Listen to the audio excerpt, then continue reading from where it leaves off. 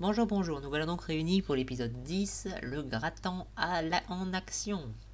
Donc le sommaire de l'épisode, c'est ni plus ni moins que, au final, le Nautilus a fini ses réparations, il y a les deux copains de Grandis qui sont en train de réparer le véhicule et qui disent qu'il faut se barrer au plus vite avant qu'elle s'attache trop à Nemo.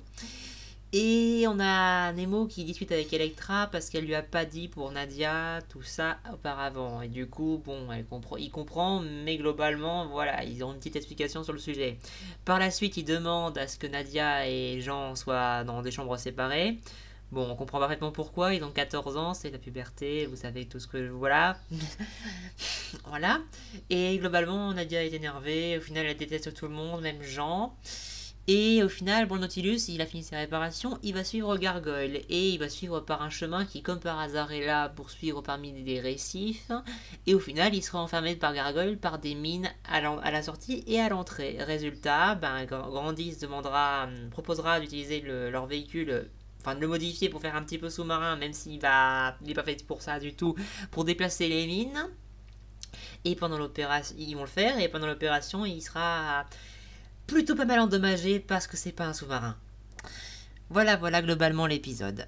Et ça fait un bon rapprochement entre Jean, Sanson et Hanson, parce que Jean s'est infiltré dans le véhicule après que Sanson et Hanson aient empêché Gladys de rentrer pour l'opération. Voilà, voilà, donc nous sommes aujourd'hui avec moi-même, Brian, Salut. Chronos, Salut. Vincent Salut. et Xana avec la tour activée. Salut. Voilà, voilà, donc ben, je vous laisse la parole. Brian, à toi. Alors, pour cet épisode, je vais être très honnête, il commence assez pauvrement, je trouve. Déjà, on commence avec une décision de Nemo qui décide que Nadia puisse dormir dans une chambre séparée par rapport à Jean. Moi, j'ai trouvé ça un peu long comme tout. L'épisode commence vraiment à être très intéressant à partir de l'apparition de Gargoyle, et j'avoue que son piège est vraiment sadique. Au point de le piéger avec des mines, et de communiquer avec eux en morse. J'ai trouvé ça vraiment brillant de sa part. C'est vraiment un méchant que j'aime vraiment. Je dis pas que c'est mon préféré pour le moment, mais c'est vraiment un personnage que j'aime bien suivre, que franchement, que j'apprécie beaucoup. Mais il faut voir ce que ça donne, son développement par la suite de la série. En ce qui concerne nos personnages, ils doivent sortir de ce piège. Et je trouve ça vraiment intéressant que Grandis se propose d'aller utiliser le gratin pour les sauver, sauf que finalement, elle ne sera pas à bord de l'engin, mais qui se faufile juste derrière. Alors que tu as vraiment Hanson et Sanson qui voulaient vraiment faire tout seul, mais ils ne s'attendaient pas à avoir un passager clandestin. J'ai trouvé cette dynamique de trio assez prenante à suivre. Et tu as surtout Grandis qui essaye de faire de son mieux pour les guider et tout ça malgré quelques problèmes. J'ai trouvé vraiment c'est toute cette partie vraiment très prenante à suivre. Mais ce que je trouve vraiment dommage, c'est vraiment que quand tout soit terminé, les retrouvailles entre Gladys et le tri bah, se passent hors champ.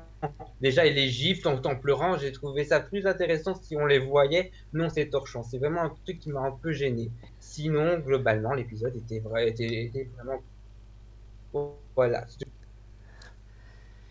Bah, à toi, Chronos. Bon, bah alors, je vais pas avoir grand chose à dire sur cet épisode. C'était correct. Le début, comme le dit Brian, ça commence un peu, bon, un peu, ça c'est un peu plat, mais ça s'améliore un peu par la suite et c'est quand même, ce que je retiens, c'est que c'est quand même plutôt fort en intensité, surtout à la fin quand il retire les mines et tout. On sent l'intensité du moment et ça marche plutôt bien. Et par contre, ça aurait été plutôt cool que à la fin, on ait une petite retrouvaille entre Jean et Nadia parce que ils étaient disputés et ça aurait été pas mal s'ils s'étaient retrouvés et qu'on aurait vu leur petite réconciliation, ça aurait été pas mal, mais là, du coup, on l'a pas vu et c'est un peu dommage, mais c'est pas un gros problème, voilà, ça aurait pu être un peu cool. Et donc, Et donc, à part ça, pas grand-chose à dire, ça passe.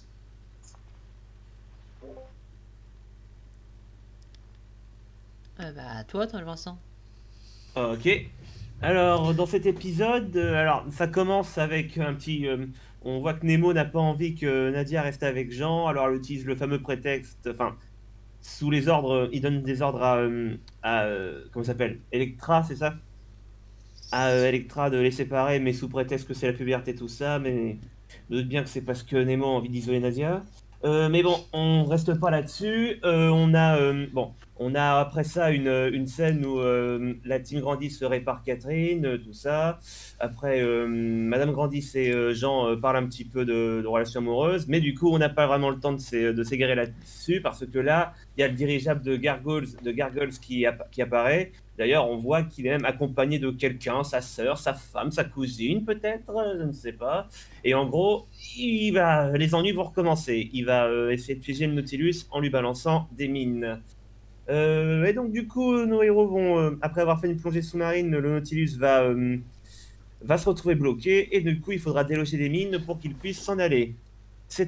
Et c'est là que Grandis a l'idée d'utiliser Catherine pour déplacer les mines. Et du coup, on a une scène où les personnages vont discuter pour savoir qui va piloter Catherine parce que c'est une opération risquée, tout ça. Et j'aime beaucoup cette scène parce qu'elle montre à quel point les personnages qui à la base étaient méchants, là, on voit vraiment que non seulement ce sont des génies, mais en plus de ça, ils s'adorent, quoi. C'est vraiment bon. Bon, et finalement, ça se finit. Grandis se fait assommer par ses deux compagnons pour qu'elle rentre pas et du coup pour qu'ils fassent pour que Sanson et Hanson fassent ce qu'ils ont à faire, mais ils se rendent pas compte que Jean les a accompagnés. Du coup, on a une scène où, euh,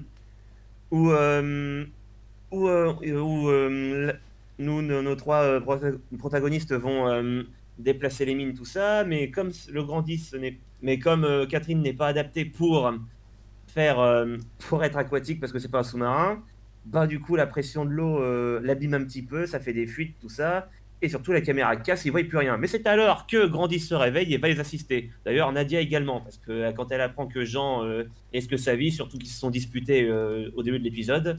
Voilà, et franchement cette scène est vraiment très bonne, on montre à quel point chaque personnage féminin tient au personnage masculin. Il y a vraiment une bonne relation. Bon, j'ai pas besoin de préciser ça, mais c'est pour dire que moi ça me fait un petit quelque chose, moi. Du coup, ouais, alors du coup, ils arrivent tout ça. Du coup, nos fameux Sanson, Hanson et Jean, leurs relations sont encore mieux forgées. Ils pourraient limite être frères tous les trois. Ça, je l'ai dit. Du coup, les filles sont contentes qu'elles aient survécu, qu'ils aient survécu. Le Nautilus est sauvé, tout le monde est content. Je crois que je n'ai plus rien d'autre à dire à part que c'était du très bon. Je me rappelle plus de la fin. C'est bon. À toi, Gona. Bon, alors le début de l'épisode, honnêtement, je le trouve pas ouf, hein, parce que, bon, déjà, il y a le coup de on sépare Nadia et Jean. Bon, déjà, on se demande pourquoi l'équipage l'a pas fait dans l'épisode 4. Bon, ça, à la limite, pourquoi pas.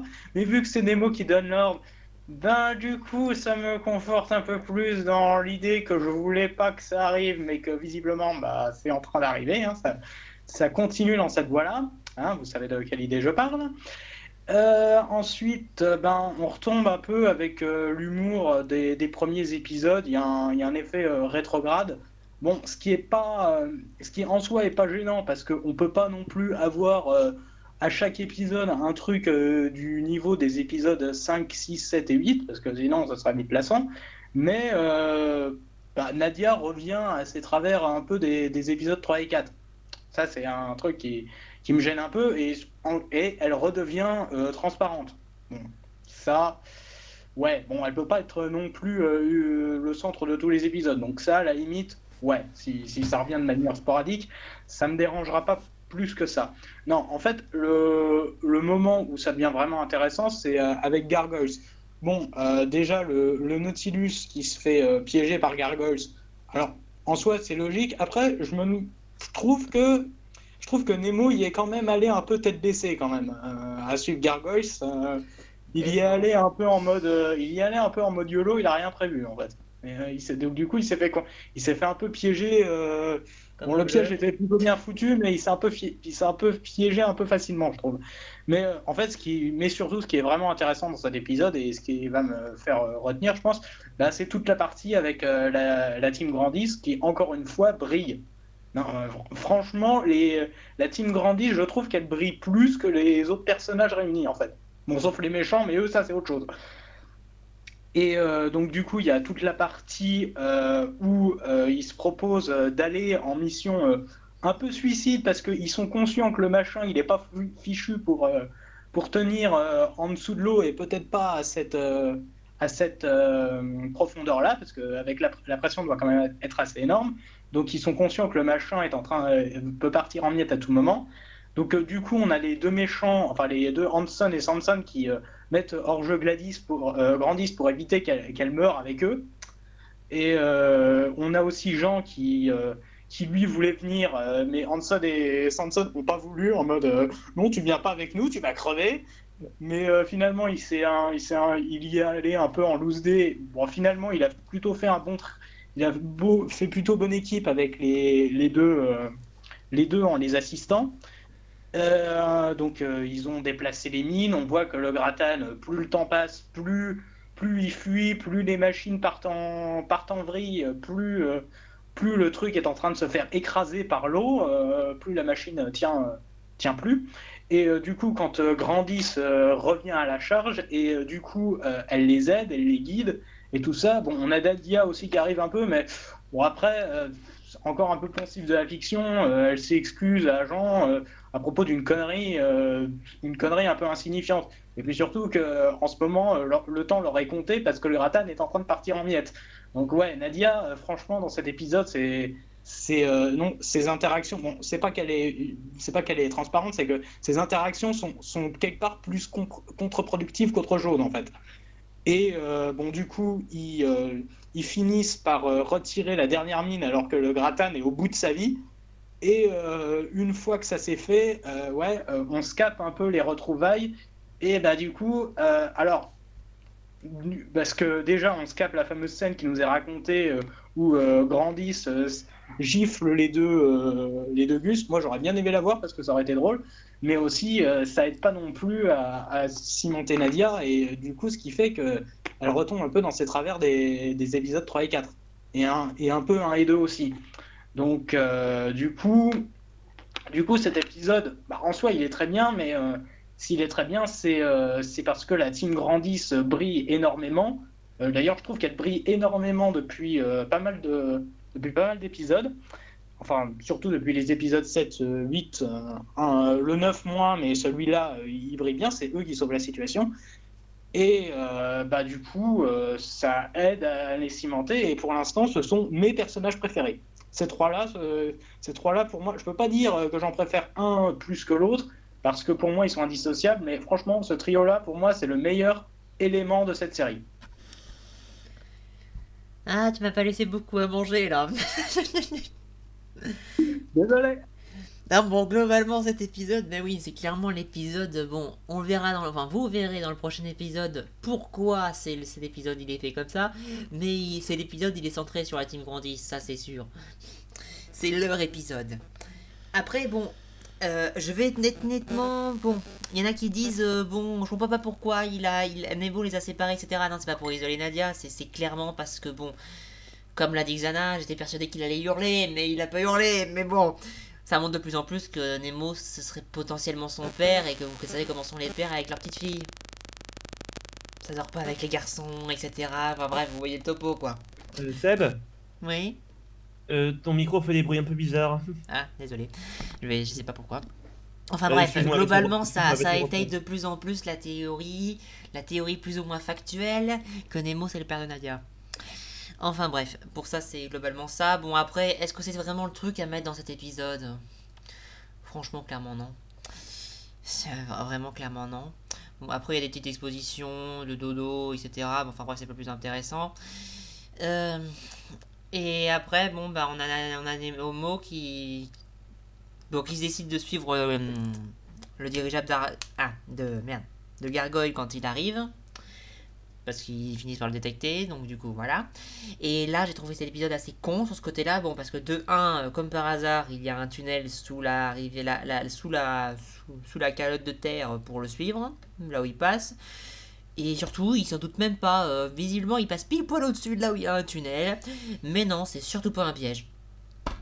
Non, bon, désolé, mais là, pour moi, c'est vraiment fuck le scénario. Enfin, pas fuck le scénario, c'est juste ta gueule, ce scénario.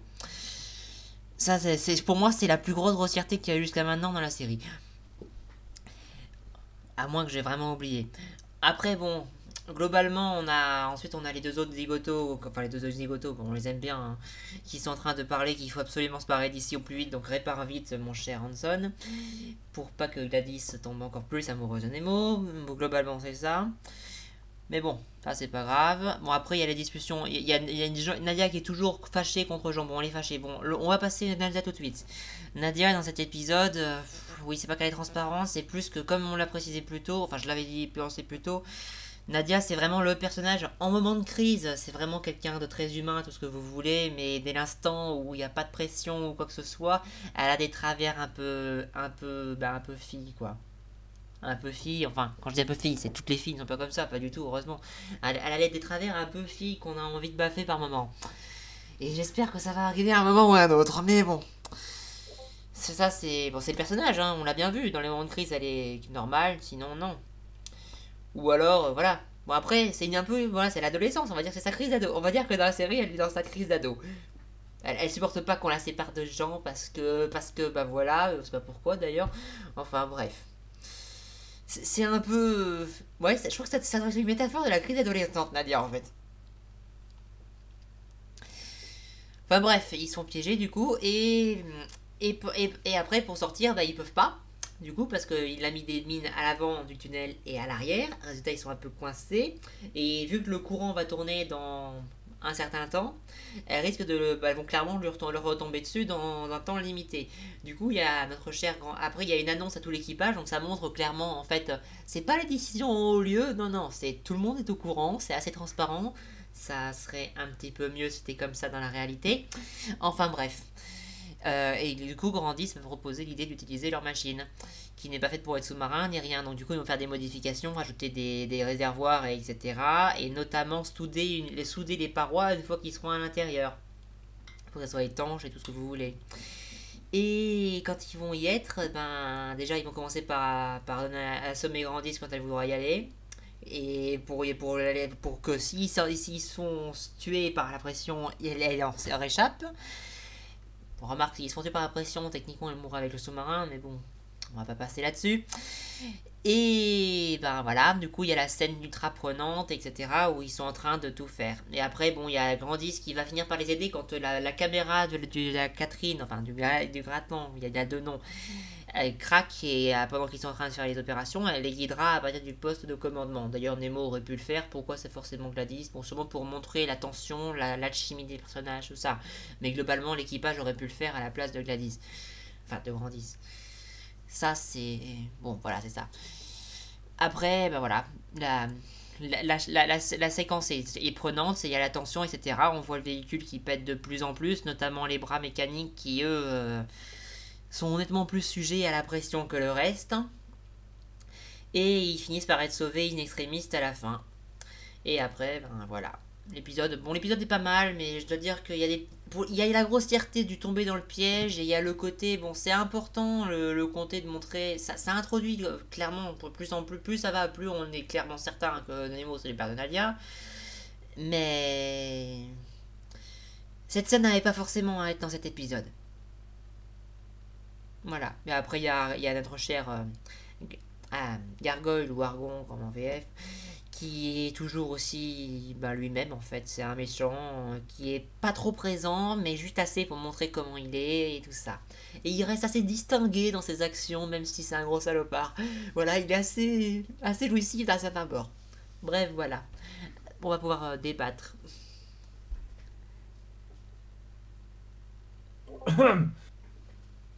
Le problème, c'est que j'ai oublié tout ce que tu viens de dire. Désolé, je me suis emmêlé les pinceaux. Je sais plus, je voulais dire un truc intéressant en plus sur un des trucs que tu avais dit, mais j'ai oublié, c'était sur la team Grandis. Quelqu'un se souvient? Sur Ça le va te fait revenir. sur le fait qu'ils virent Gladys du gratin parce qu'ils veulent pas qu'elle crève. Non, ça j'avais souligné comme quoi je trouvais ça vraiment touchant et bien fait. Parce que, à Oui. mon avis, C'est Voilà, bon, c'est dis-dis. au sujet de Nadia au début, pardon. Non, vers le milieu, je veux dire. Voilà, c'est ça. Ouais. Et bah, tu peux finir, Xana, si tu veux. En fait, je pense que pour revenir sur un truc que Seb a dit, je pense que le plan de base de Hansel et Sansa, ce qu'ils avaient en tête, c'est en gros, on déplace les mines comme ça, le sous-marin, il peut passer, et puis nous, tant pis si on crève, de toute façon, le machin, il n'était pas prévu pour être sous la flotte dès le départ. Donc, au moins, Grandis, elle s'en sort, nous, on verra après. D'accord. Ouais, disons, voilà ce que je voulais dire sur Nadia à propos comme quoi vous trouvez qu'elle redevient transparente. Bah, j'ai envie de dire, c'est pas non plus mauvais, comme on le dit, c'est une adolescente qui, du coup, a quand même a quand même maintenant sur les bras une gamine, tout ça. C'est un peu normal que des fois elle perde un peu son sang-froid. Oui, enfin, Jean aussi, et lui, il reste relativement pondéré, hein, quand même. Ouais, bah, c'est pas J'avais Jean envie qui doit de dire, s'occuper de la gamine. ces gens S'en souffre quoi? sont souffre-douleur.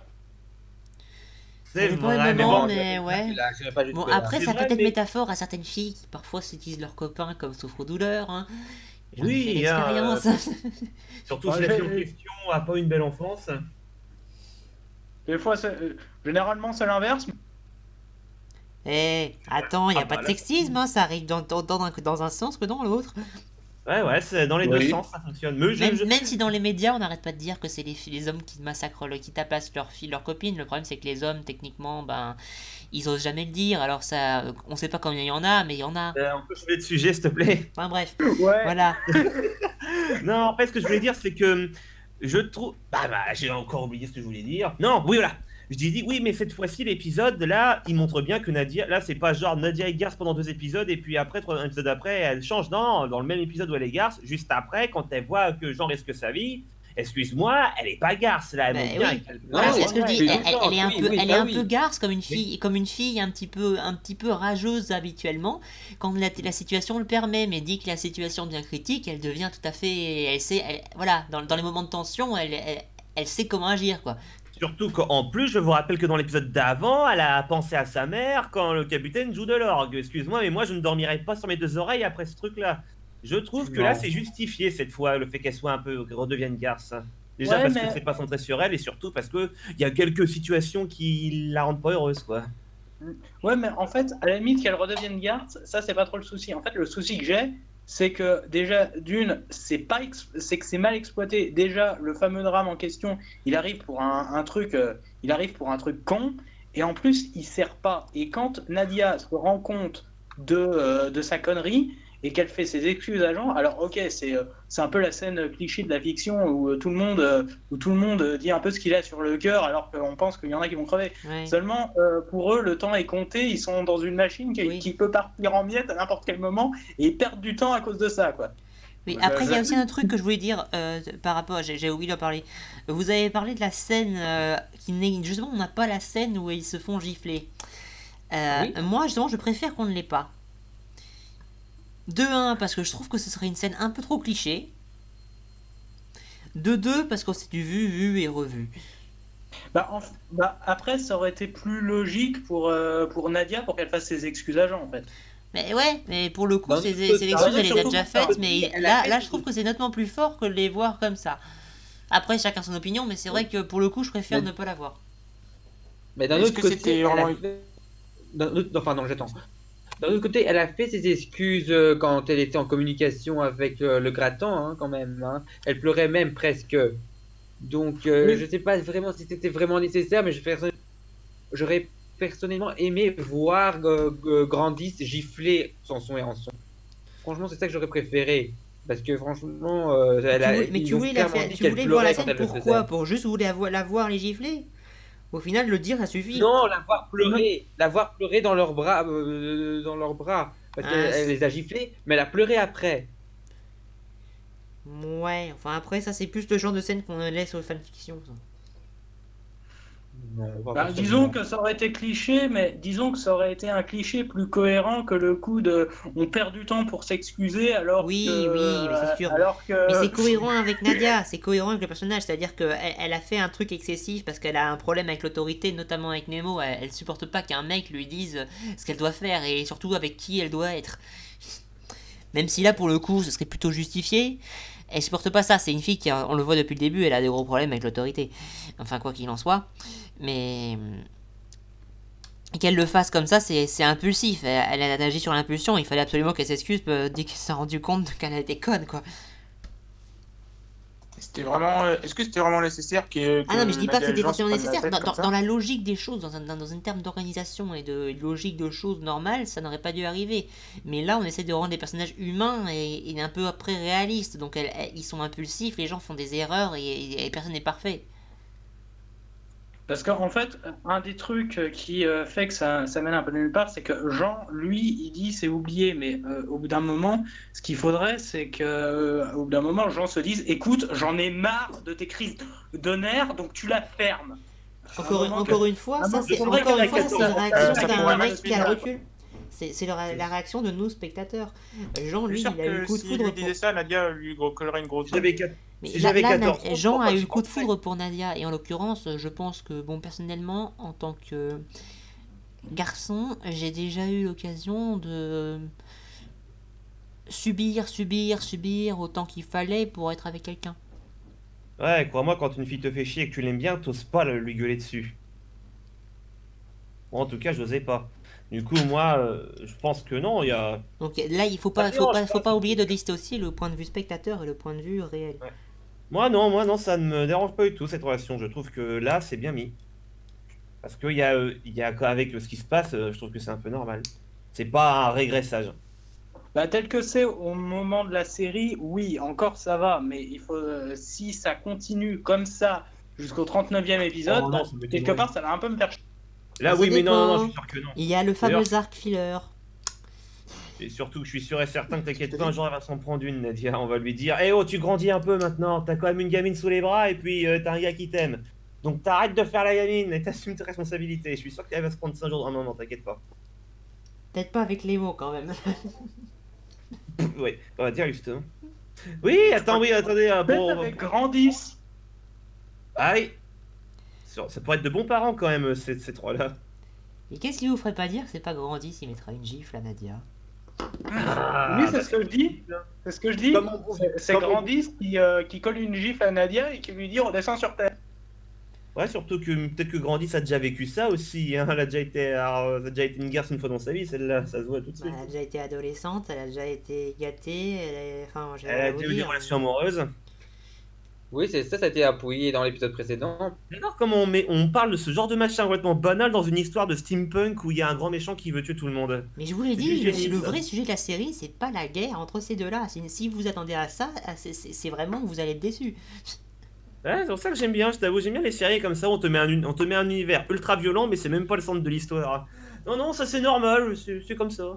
Mais donc, ça veut dire qu'on va se concentrer sur quoi, du coup, si le sujet, c'est pas l'univers, du coup, et... Il y a ce Le sujet, développement il des y sera alliages, toujours, ouais, mais là où la série est vraiment portée, c'est pas forcément que sur ça, et loin de là.